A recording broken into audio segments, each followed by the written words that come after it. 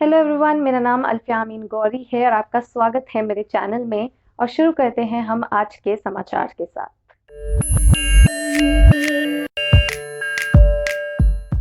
Republic TV के editor in chief और senior journalist Arnab Goswami के खिलाफ हाल ही में एक केस रीओपन हो गया है। ये केस कम्युनल हेट्रेड फैलाने या चिल्लाकर पैनलिस्ट को चुप कराने के लिए नहीं था, बल्कि ये केस था अबेटमेंट टू सुसाइड का, यानी कि आत्महत्या के लिए उकसाने का केस। ये केस रीओपन क्यों हुआ है, ये जानने से पहले हमें ये जानना बेहद जरूरी है कि आखिर ये केस क्या था और क्लोज क्यों हुआ था। ये बात 2 साल पुरानी है। मई 2018 में मुंबई के एक आर्किटेक्चरल और interior designing firm Concorde designs private limited के मैनेजिंग डायरेक्टर अन्वय नायक और उनकी मां को डायरेक्टर कुमुद नायक ने अपने अलीबाग वाले फार्म हाउस में कर्जदार होने के कारण सुसाइड कर लिया। 5 मई 2018 को सुबह 8:30 बजे नायक और उनकी मां का शव उनके अलीबाग वाले फार्म हाउस में मिला। फर्स्ट फ्लोर की सीलिंग से लटका था नायक का शव और ग्राउंड फ्लोर के बेड पर उनकी मां का शव। लोकेशन पर मिला अन्वय नायक का सुसाइड नोट, जिसमें लिखा था कि इस दर्दनाक कदम के पीछे का कारण है उनका कर्जदार होना। कर्जदार वो इसलिए हुए क्योंकि कॉनकॉर्ड डिजाइन्स ने 3 फर्म के लिए काम किया था, लेकिन वहां से पेमेंट क्लियर नहीं हुआ। ये 3 फर्म थे रिपब्लिक टीवी के अर्नब गोस्वामी, स्की मीडिया के फिरोज शेख और स्मार्ट वर्क के नीतीश सारदा। इनका टोटल पेमेंट था 5 करोड़ 40 लाख, जो कि क्लियर नहीं हुआ और इसी के कारण उन्होंने और उनकी मां ने सुसाइड कर लिया। नायक की वाइफ उस टाइम अपने मुंबई वाले घर में थी। खबर सुनने के बाद उन्होंने एफआईआर दर्ज कराई, जिसमें लिखा गया कि रिपब्लिक टीवी के बॉम्बे डाइनिंग स्टूडियो प्रोजेक्ट के लिए अर्नब गोस्वामी को 83 लाख की पेमेंट करनी थी। मिस्टर शेख के अंधेरी वाले प्रोजेक्ट के लिए उन्हें 4 करोड़ का पेमेंट क्लियर करना था और नीतीश सारदा के मगरपट्टा और बनेर वाले प्रोजेक्ट के लिए उन्हें 55 लाख रुपए का बिल क्लियर करना था, लेकिन ये क्लियर न करने की वजह से उनके पति और उनकी सास ने आत्महत्या कर ली। इस पर रिपब्लिक टीवी के एडिटर नारायण स्वामी का स्टेटमेंट आया कि कुछ लोग गलत इल्जामात लगाकर उनके खिलाफ एक प्रोपेगेंडा चला रहे हैं, वो भी किसी की मौत का इस्तेमाल करके। उन्हें गम है अन्वय नायक की मौत का, लेकिन सारे ड्यूज और सारे पेमेंट्स क्लियर कर दिए गए थे।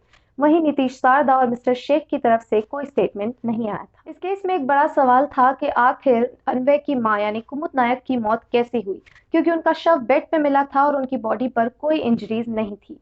पोस्टमार्टम किया गया और रायगढ़ पुलिस के सुपरिटेंडेंट अनिल पारस्कर ने बताया कि कुमुद नायक की मौत गला दबाने की वजह से हुई थी, जिससे उनको शक हुआ कि कहीं अन्वय नायक ने अपनी मां का कत्ल करने के बाद सुसाइड तो नहीं किया होगा, जिसकी वजह से उन्होंने मर्डर का केस भी दर्ज किया। अनिल पारस्कर ने पिछले साल अप्रैल में अपनी चार्जशीट कोर्ट में दी, जिसके अनुसार पर्याप्त सबूत न होने की वजह से इस केस को क्लोज कर दिया गया। लेकिन अब ये केस फिर से रीओपन हुआ है और इसमें सीआईडी की जांच की अपील की गई है। ऐसा क्यों?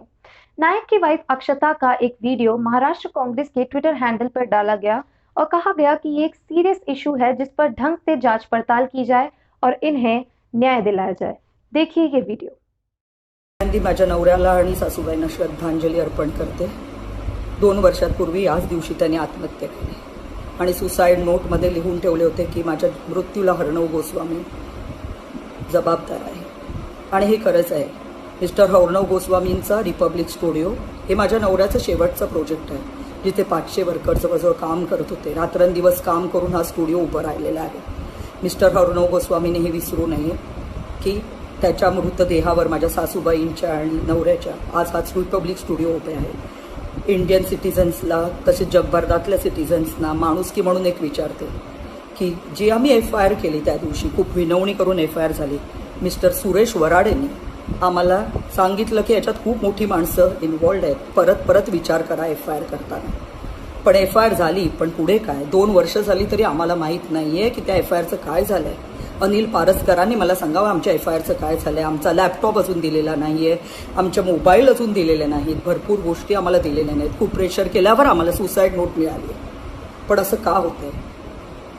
जर हीच गोष्ट तुमच्या सर्वांच्या घरात घडली असते तर तुम्ही सगळ्यांनी काय केलं असतं? त्याचं मला उत्तर द्या। माझ्या आणि माझ्या मुलीच्या जीवाला खूप धोका आहे। जर आम्हाला काय झालं तर फक्त अर्णव गोस्वामीच त्याला जबाबदार असेल। मिस्टर अर्णव गोस्वामी, मी तुम्हाला विचारते, सगळ्या इतरांना पण विचारते, तुमच्या घरात असं घडलं असतं तर काय? अशीच ही एफआयआर दाबून टाकली असती का? मी सरकारला, राज्य सरकारला, केंद्र सरकारला, माननीय मुख्यमंत्र्यांना विनंती करते की आम्हाला आणि माझ्या मुलीला रक्षण द्या आणि आम्हाला या केसमध्ये न्याय मिळवून द्या. पैसे वेळेवर देणं हे खूप महत्त्वाचं असतं. जर रिपब्लिश टुडेने हे पैसे वेळेवर दिले असते तर माझ्या नवऱ्याचा जीव वाचला असता. पुन्हा पुन्हा एकदा विनंती करते की India, all citizens of India and also all human beings all over the world stand with me and give justice to me. And if anything happens to me and my daughter, solely Mr. Arnav Goswami and also Mr. Anil Paraskar and Varade will be responsible for it. Suresh. Video viral होने के बाद अक्षता और अज्ञा नायक नाम से बने Twitter account पर information आई कि उन्हें धमकियों भरे कॉल्स आ रहे हैं और इसका इल्जाम उन्होंने अर्नब गोस्वामी को दिया है.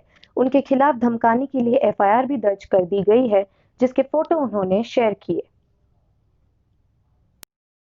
अगर आपने इस ट्रांसलेटेड वीडियो को गौर से देखा हो तो आपने नोटिस किया होगा कि अर्नब गोस्वामी के अलावा फिरोज शेख और मिस्टर नीतीश सारदा का कहीं नाम नहीं आया, जबकि फिरोज शेख का पेमेंट अर्नब गोस्वामी से कई ज्यादा गुना है.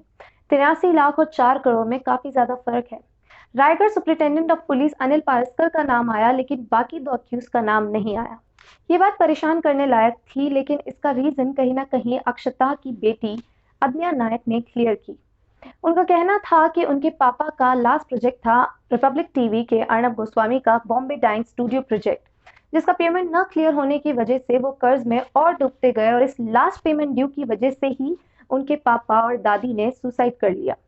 इसी साल उन्होंने महाराष्ट्र के होम मिनिस्टर अनिल देशमुख से अपील की और कहा कि उनके पेमेंट ड्यूज एंगल पर सही से जांच पड़ताल नहीं की गई और जांच पड़ताल दोबारा से चालू की जाए. इस पर अनिल देशमुख ने ट्वीट करके कहा कि इस केस में सीआईडी की जांच पड़ताल चालू की जाए और केस को रीओपन किया जाए. इसी के साथ उन्होंने हैशटैग महाराष्ट्र गवर्नमेंट केयर्स भी यूज किया ताकि वो दिखा सकें कि गवर्नमेंट, महाराष्ट्र की गवर्नमेंट किसी इशू को इग्नोर नहीं कर रही है और जस्टिस की तरफ कदम बढ़ा रही. शायद इस साल अर्नब गोस्वामी के लिए उनके मोनोलॉग्स की तरह ही लाउड एंड हर्टिंग है.